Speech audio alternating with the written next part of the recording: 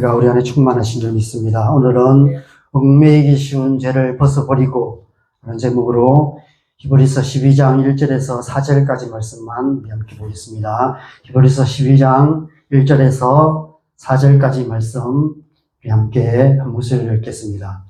이러므로 우리에게 구름같이 둘러싼 허다한 증인들이 있으니 모든 무거운 것과 얽매이기 쉬운 죄를 벗어버리고 인내로서 우리 앞에 당한 경주를 하며 믿음의 주요 또 온전하게 하시는 이인 예수를 바라보자. 그는 그 앞에 있는 기쁨을 위하여 십자가를 참아사 부끄러움을 개의치 아니하시더니 하나님 보좌 우편에 앉으셨느니라. 너희가 피곤하여 낙심하지 않기 위하여 죄인들이 이같이 자기에게 거역한 일을 참으신 일을 생각하라. 너희가 죄와 싸우되 아직 피 흘리기까지는 대항하지 아니하고. 아멘.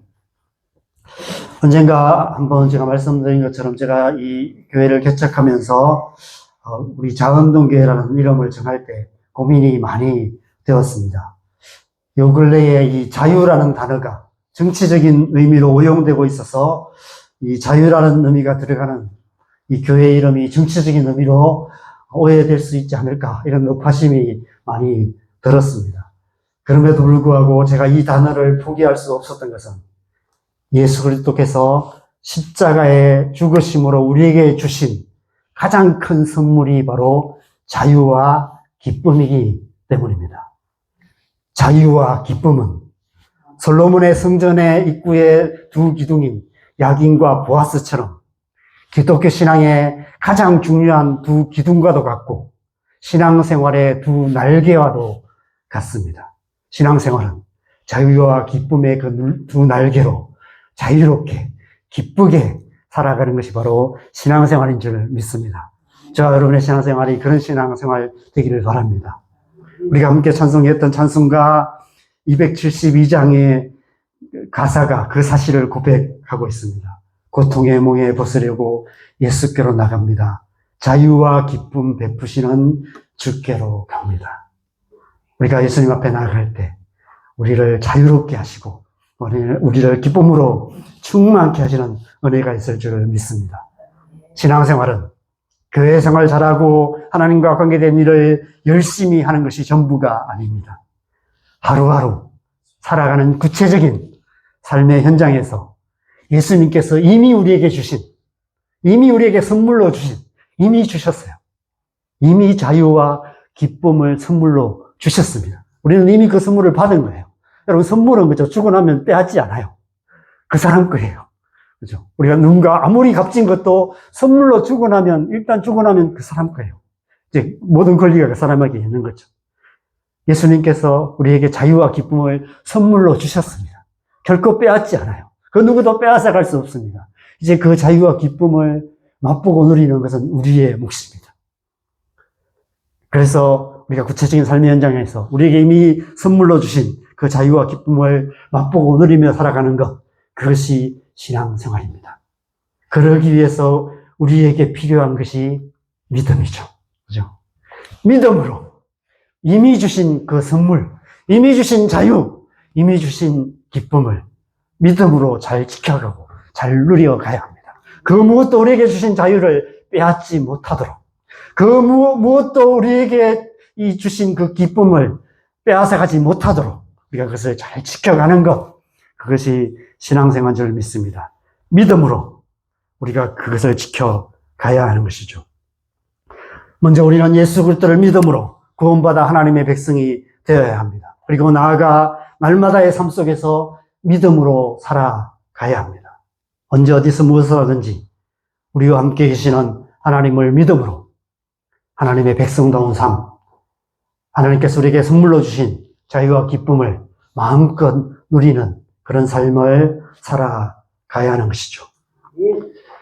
그런 삶을 가장 잘 표현해주는 상징을 지난주에 제가 열기구로 표현해 드렸던 것 같습니다. 지난번 설교에서. 여러분 이런 생각해 보신 적 있으십니까? 날개가 있다면 참 좋겠다. 새들, 하늘 날아가는 새를 보면서, 야, 우리에게 날개가 있다면 자유롭게 날아다니지 않을까. 한번 그렇게 날개를 달고 마음껏 날아봤으면 좋겠다. 이런 생각을 아마 한 번쯤은 해보셨을 것입니다. 아마 자다가 꿈에 막 하늘을 날아다니는 그런 꿈도 꾸어보신 분도 계실 것 같습니다. 저는 하늘을 나는 꿈은 못 꾸었는데, 이렇게 땅에서 한 10cm 정도, 10cm, 한 20cm 정도 떠서 이렇게 쫙 가는 그런 꿈은 가끔씩 꿔요. 근데 멀리는 못 가요. 여기서 저 정도까지 한 2, 3m, 한 5m 정도 이렇게 쫙 날아가는, 그런 움직여가는 그런 꿈을 가끔씩 꿉니다. 그래서 꿈에서 깨고 나면, 그 정도는 가능하지 않을까. 기도 열심히 하면 아마 이렇게 몸이 좀 떠서 이렇게 다니는 그 정도는 할 수 있지 않을까. 이런 엉뚱한 생각을 해본 적도 많이 있습니다. 근데 여러분, 우리는 육신을 입고 있기 때문에 이 땅에 발붙여서 살아갈 수밖에 없습니다.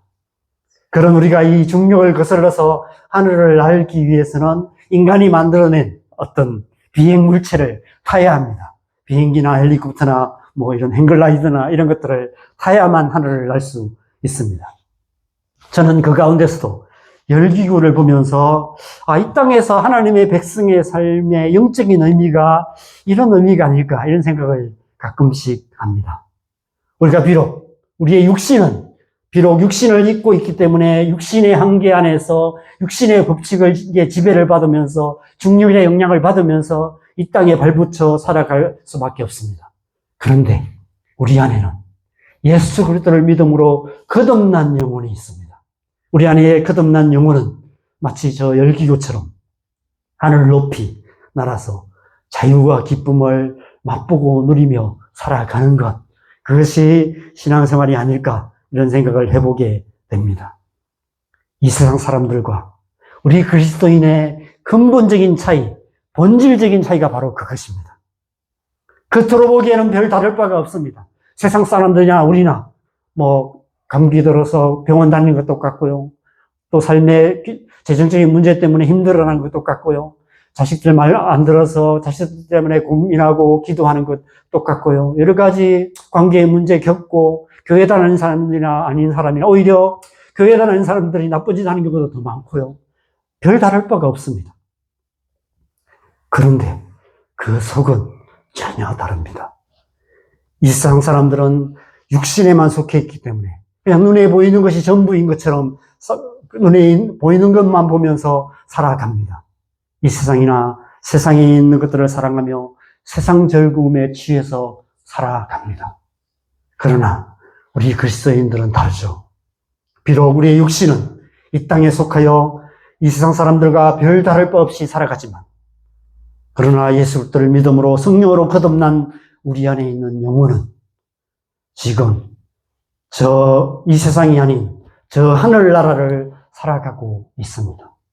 마치 이 열기구처럼 하늘에 속한 자유와 기쁨을 맛보고 누리며 살아가고 있는 것이죠.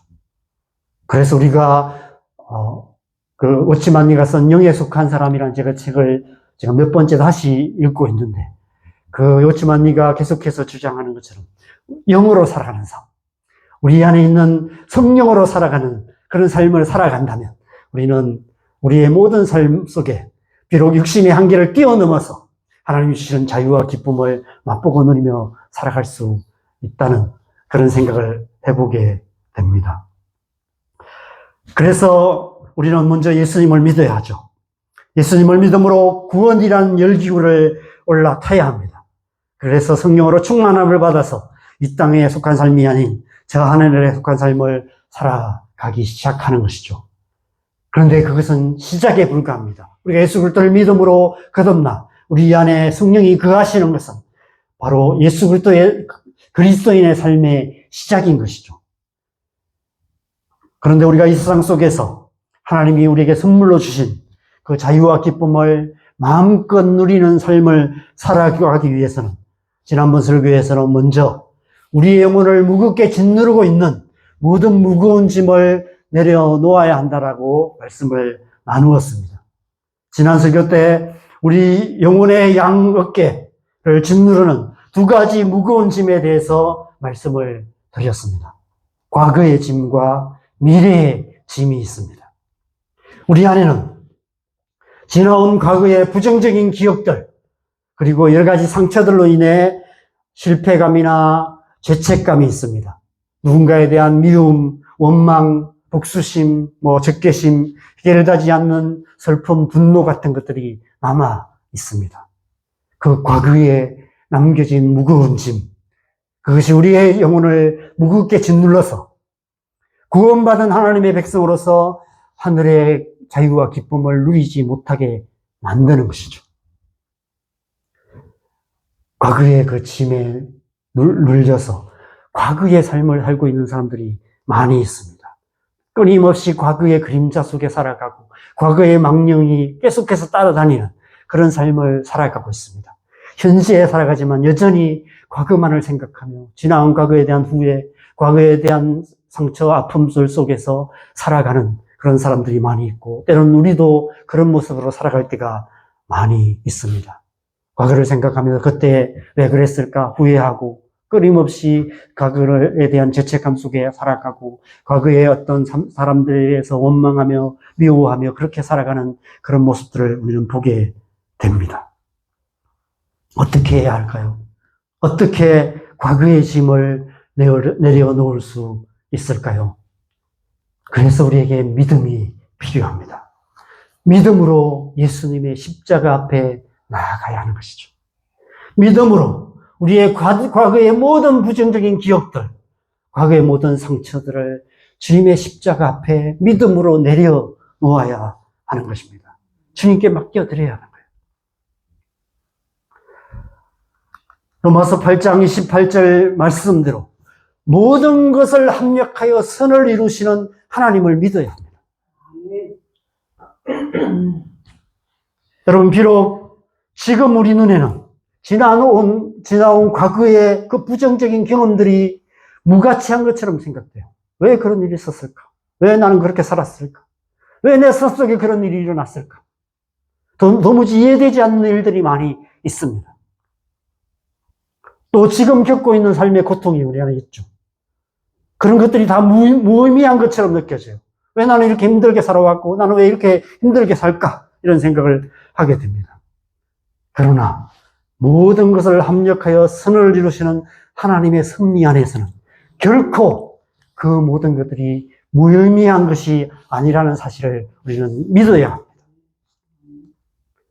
여러분, 한번 돌아보시면 우리의 지나온 과거의 실수와 실패와 고통과 상처들이 오히려 우리로 하여금 하나님을 간절히 찾게 만들었고, 하나님을 더욱 의지하게 만들었고, 우리를 하나님께로 더 가까이 이끌었다는 사실을 우리는 생각하게 됩니다. 저는 제가 왜 교회를 다녔는지 지금도 잘 모르겠어요. 그런데 제가 만약에 사는 것이 참 편했다면, 저희 집이 좀 잘 살고 넉넉했고 별로 어려움이 없었다면 저는 교회 안 다녔었을 것 같아요. 근데 너무 힘들었어요. 부모님이 너무 힘들게 살아가시고 늘 가난하고 힘들게 살아가시는 부모님의 모습을 보면서 너무너무 힘들었고, 나는 앞으로 어떻게 살까? 미래에 대해서 캄캄하고, 제 삶이 안개 속에 있는 것 같은, 캄캄한 어둠 속에 있는 것 같은 그런 마음이 늘 있었던 것 같습니다. 그러다가 교회를 왔는데 하나님이 믿어지지는 않는데 뭔가 멀리서나마 작은 빛이 보이는 것 같은 그런 마음이 있었어요. 그래서 교회를 열심히 다녔던 것 같습니다. 우리의 지나온 과거의 많은 이해할 수 없었던 그런 과거의 어떤 무거운 것들이, 과거의 상처와 아픔들이 우리를 하나님께로 나오게 만들었고, 또 그 과거의 시간들이 우리를 하나님 앞에 겸손하게 엎드리게 만들었던 것입니다. 우리의 삶에 그런 어려움들이 있었기 때문에 우리는 기도하게 되고요. 지금도 그런 어려움 때문에 우리는 기도하게 되는 것입니다. 모든 것을 합력하여 선을 이루시는 하나님 앞에 우리의 삶을 맡겨드리고, 또 그 하나님께서 우리를 하나님의 사람으로 만들어 가실 것을 우리는 믿어야 하는 것이죠. 그 하나님의 선하심을 믿고 하나님의 그 손에 모든 과거의 무거운 짐을 내려놓아야 하는 것입니다. 미래의 짐 또한 마찬가지입니다. 우리 안에 가득한 미래에 대한 막연한 염려와 두려움을 주님 앞에 내려놓아야 합니다. 우리 자신의 미래, 우리 가정의 미래, 우리의 자녀들의 미래, 우리 교회의 미래, 이 나라의 미래, 우리 사는 이 땅의 미래에 대해 우리가 생각하면 끊임없이 염려와 두려움이 몰려옵니다. 파도처럼 몰려옵니다. 불확실한 미래에 대한 확실한 대책을 세워야 한다는 그런 목소리가 여기저기서 들려오고 있습니다. 여러분, 불확실한 미래에 대한 가장 확실한 대책이 무엇일까요? 좋은 직장일까요? 많은 돈을 버는 것일까요? 온갖 종류의 보험을 들어놓으면 될까요? 여러분, 한 치 앞도 알 수 없는 것이 우리 인생입니다. 내일을 우리는 알지 못합니다. 그런 우리가 미래에 대해서 어떻게 확실한 대책을 세울 수 있겠습니까? 우리에게 필요한 것은 믿음입니다. 우리의 모든 과거를 합력하여 선을 이루시는 하나님께서 여러분 우리의 미래에 대해서 아무런 대책 없이 손 놓고 계시겠습니까? 하나님께서는 우리의 모든 미래까지도 다 알고 계시며 우리의 모든 미래에 대해서도 모든 대책을 확실하게 세워 놓으셨음을 믿으시기 바랍니다. 그 하나님의 선하신 손에 우리의 미래를 맡겨 드릴 때 하나님의 그 선하신 손이 우리의 미래를 굳게 붙드셔서 하나님의 뜻 가운데로, 그 최선의 뜻 가운데로 인도해 가실 줄 믿습니다. 우리의 미래, 우리의 자녀들의 미래까지 그 하나님의 손에 온전히 맡겨 드렸으면 좋겠습니다. 하나님만이 우리의 불확실한 미래에 대한 가장 확실한 대책이 되심을 믿으시기 바랍니다. 여러분, 열기구를 타면서 지금까지 모아놓은 모든 재산들을 다 가지고 미래를 위해서 준비해 놓은 모든 것까지 다 가지고 그렇게 탄다면 열기구가 무거워서 날아올 수 없습니다. 안 타봐서 저는 잘 모르겠지만 아마도 열기구를 탈 때는 아무것도 없이 망원경 정도 하나 목에 걸고 또 추위를 막을 수 있는 외투 정도 입고 마실 수 있는 물을 하나 넣을 수 있는 작은 가방 하나 정도 메고 그렇게 가볍게 타면 충분할 것 같습니다. 그래야 열기구가 하늘 높이 날아올 수 있습니다. 마찬가지로 우리가 하나님이 주신 자유와 기쁨을 누리기 위해서는 우리의 과거와 미래의 모든 무거운 짐을 내려놓아야 합니다. 과거와 미래의 그 짐을 잔뜩 지고는 우리의 영혼은 무거워서 결코 날아오를 수 없습니다. 하늘의 자유와 기쁨을 누릴 수 없습니다. 그 모든 짐을 내려놓을 때 우리 영혼은 마치 열기구가 하늘 높이 날아오르듯이 성령으로 충만하여서 하나님께서 주시는 자유와 기쁨을 누릴 수 있는 것입니다. 다 내려놓으시기 바랍니다. 믿음으로 주님 앞에 다 맡기시기 바랍니다. 우리의 지나온 과거의 짐과 미래의 짐을 다 내어 맡기고 하나님께서 우리에게 주시는 자유와 기쁨으로 살아가는 저와 여러분 되시기를 바랍니다. 그런데 결정적인 문제가 하나 더 남아 있습니다. 바로 오늘 본문에 얽매이기 쉬운 죄를 벗어버려야 한다라고 말씀합니다. 죄와 싸우되 피 흘리기까지 싸워야 한다라고 말씀하고 있습니다.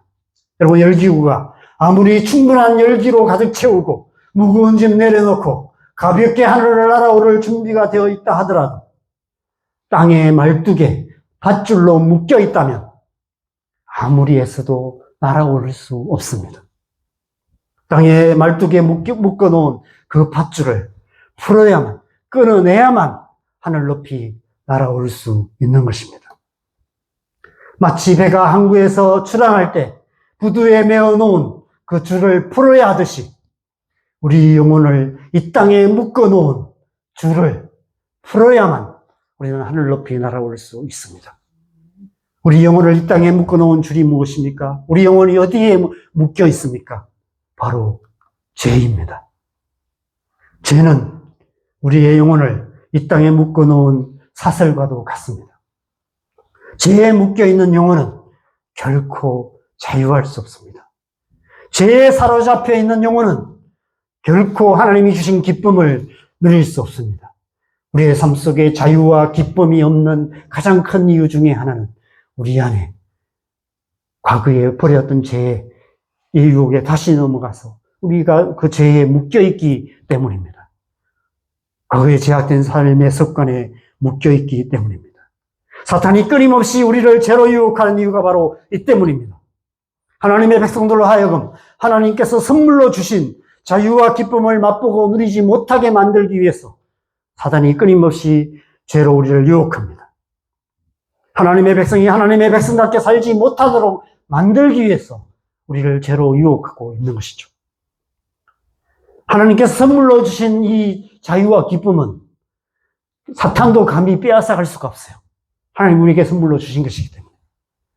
단지 죄의 사슬로 그 발을 묶어서 그것을 누리지 못하도록 만들 수 있기 때문에 사단은 끊임없이 죄로 우리를 유혹하고 있는 것입니다.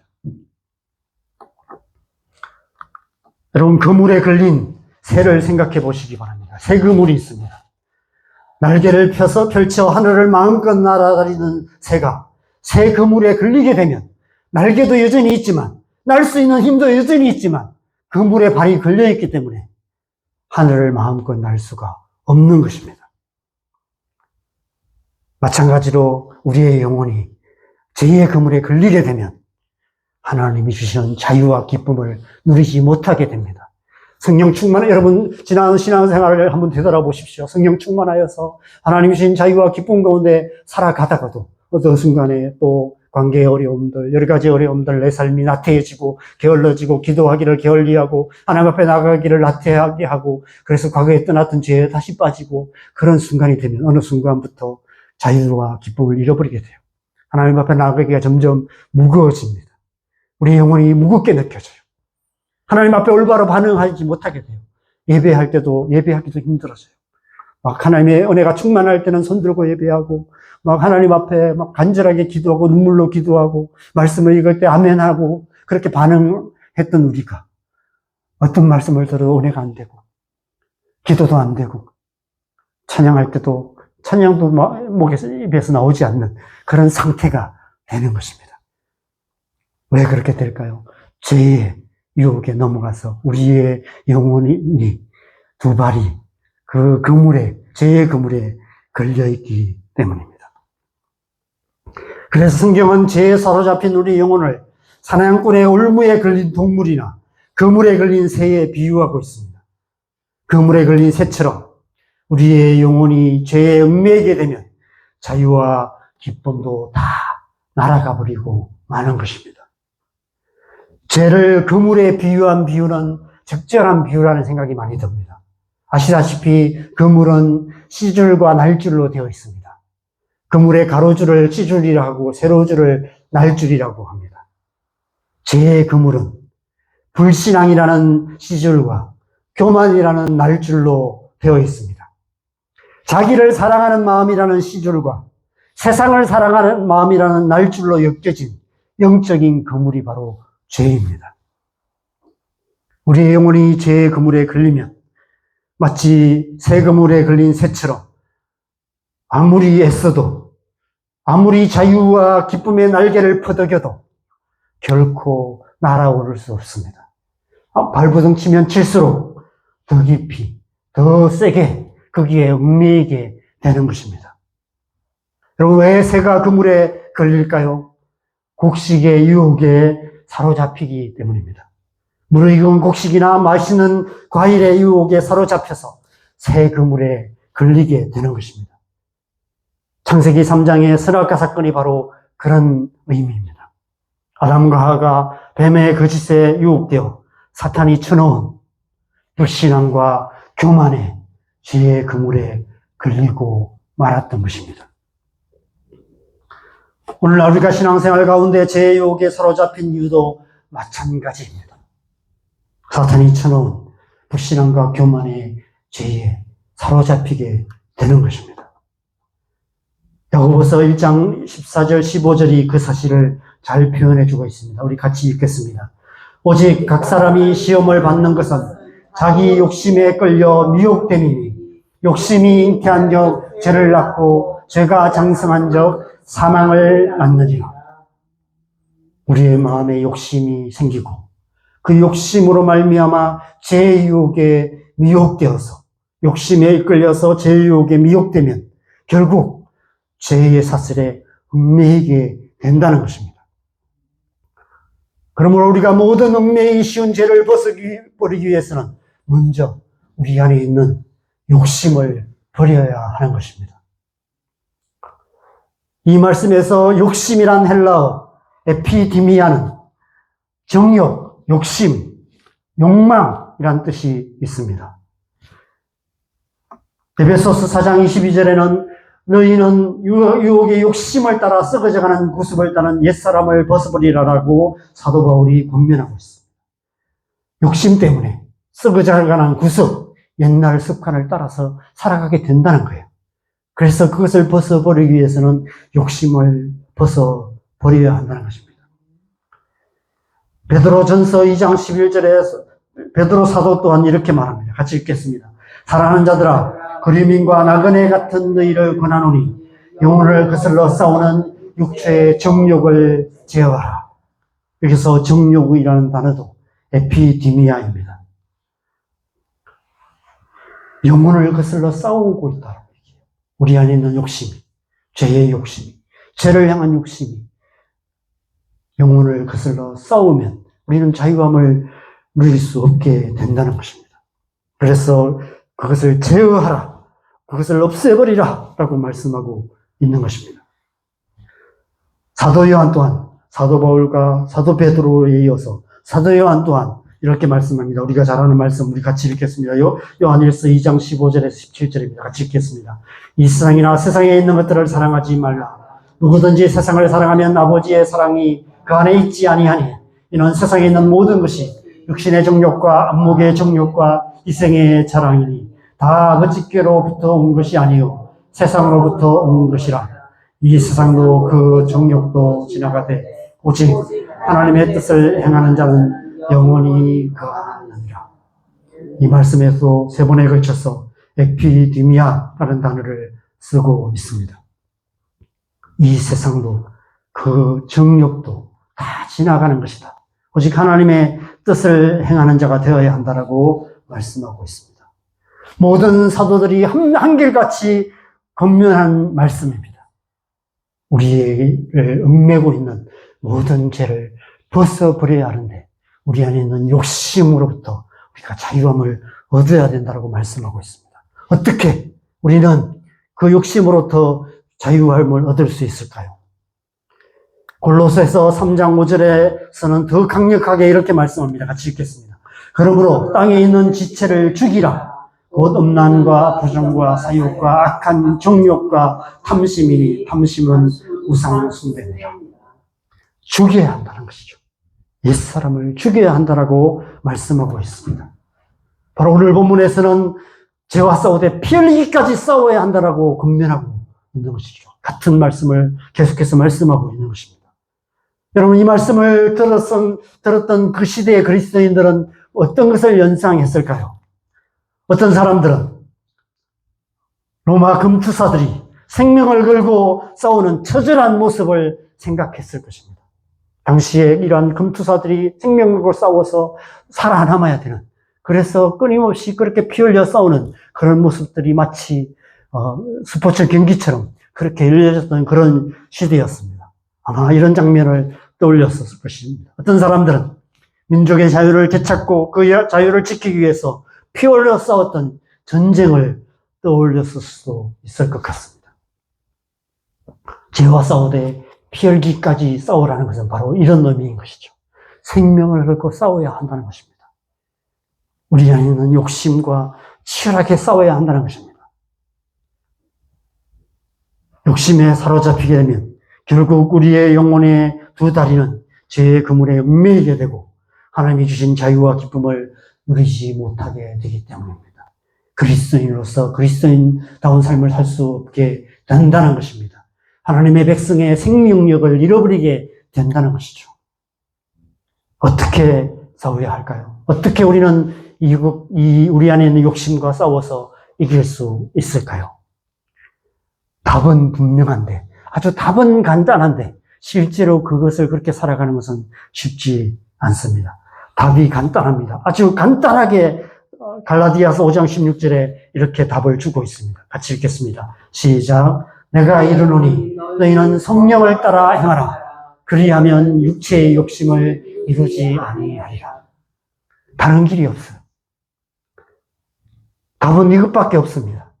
성령을 따라 행하는 것, 성령을 따라 행하기만 하면 육체의 욕심을 이루지 않고, 육체의 욕심을 이루지 않기 때문에, 육체의 욕심을 따르지 않기 때문에 죄의 유혹에 넘어가지 않을 수 있다는 것입니다.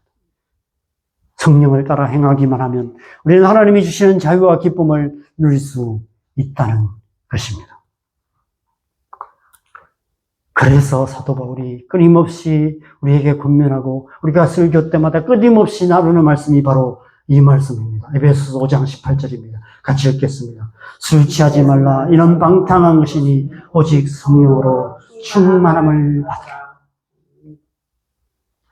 우리가 모든 무거운 것과 얽매이 쉬운 죄를 벗어버리고 하나님이 주신 자유와 기쁨을 마음껏 누리는 하나님의 백성다운 삶을 살아가기 위해서는 오직 성령으로 충만함을 받아서 성령으로 행하는 삶을 살아야 하는 것입니다.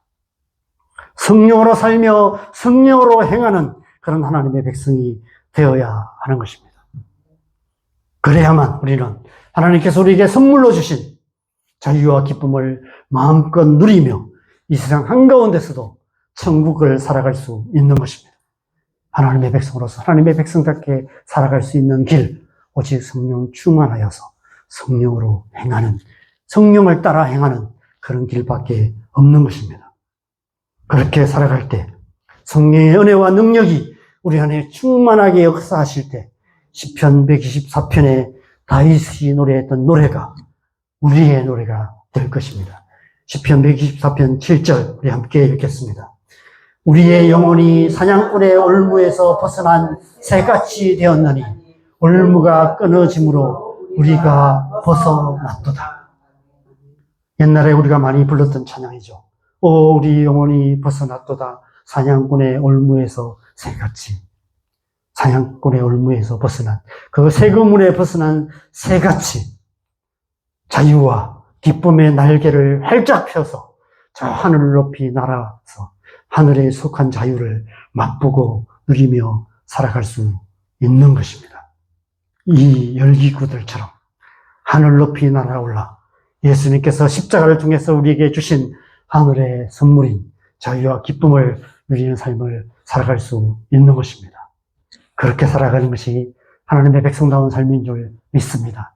우리가 성령 충만하여서 삶의 모든 순간 성령으로 살며 성령으로 행하는 삶을 살아갈 때 우리는 죄와 유혹을 이기고 자유와 기쁨을 누리며 하나님의 백성답게 살아갈 수 있을 줄 믿습니다. 이 한 주간 여러분이 그렇게 살아가는 그런 한 주간 되시기를 주님의 이름으로